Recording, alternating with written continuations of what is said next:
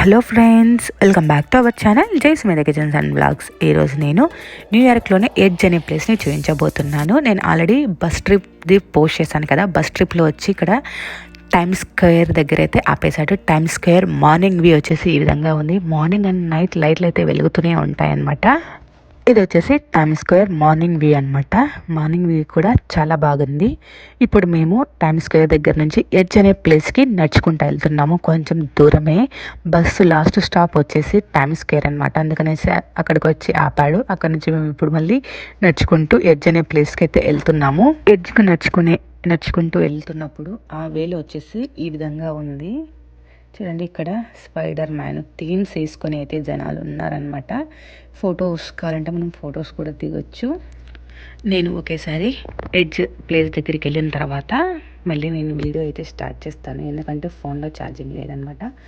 ఫోన్లో charging save చేసుకుంటూ ఇది బాగా అనిపించింది, అందుకనేసి ఇది షూట్ చేశాను. ఇప్పుడు ఎడ్జ్ దగ్గరికి అయితే వచ్చేసామన్నమాట. ఎడ్జ్ దగ్గరికి వచ్చిన తర్వాత ప్లేస్ అయితే ఈ విధంగా ఉంది. మనం ఇప్పుడు అటుపక్కకి వెళ్ళాలి. చూడండి, ఇది ఎడ్జ్ అక్కడ రాశారు కదా. ఇప్పుడు ఈ బిల్డింగ్లో మనల్ని పైకి అయితే తీసుకెళ్తారు. ఆ పైకి తీసుకెళ్ళిన తర్వాత ఒక ఎడ్జ్లో నుంచి మనం సిటీ వ్యూ అయితే చూడొచ్చు అనమాట. పైకి వెళ్ళిన తర్వాత చూపిస్తాను. ఇప్పుడు పైకి అయితే వెళ్తున్నాము. ఇలా కాస్త పైకి వచ్చిన తర్వాత మనం లిఫ్ట్ దగ్గరికి అయితే వెళ్ళాలి. లిఫ్ట్ దగ్గరికి వెళ్ళిన తర్వాత వాళ్ళే మనల్ని 103 ఫ్లోర్ ఎక్కడికో తీసుకెళ్తారు. హైట్కి వెళ్ళిన తర్వాత ఒక ఎడ్జ్ నుంచి సిటీని అయితే చూడొచ్చు అనమాట. లేట్ చేయకుండా మీరు కూడా మిస్ అవ్వకుండా చూడండి.